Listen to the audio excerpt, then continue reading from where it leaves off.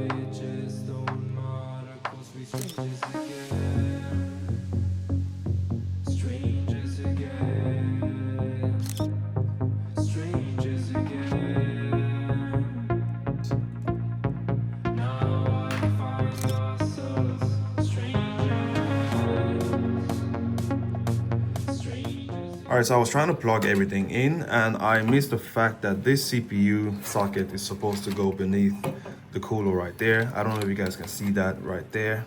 So now I need to take off the cooler, at least loosen it so I could fit this one before I tighten everything up again. So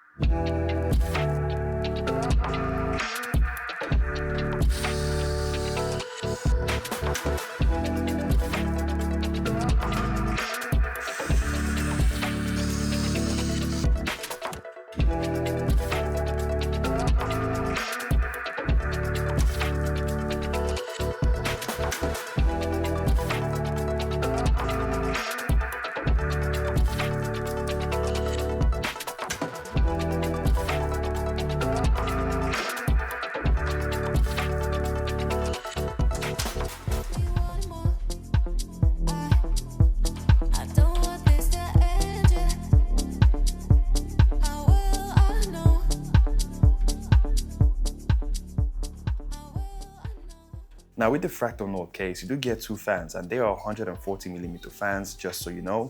And the only problem I had is that this is 1700 RPM, which I don't feel was gonna help me with airflow. So I decided to find something that I had at home, which is the Corsair with 3000 RPM. It gives me better flow into my GPU, so I don't really need to stress. But I'll just use this and this until I find something which is better. Well, as for now, I don't know what to do with this, but this is a savior. But the only problem I have with it is that it's an RGB, so you might see a little bit of blue lights somewhere in this case, because I don't really want any RGB on this case. But as for now, this is just temporary.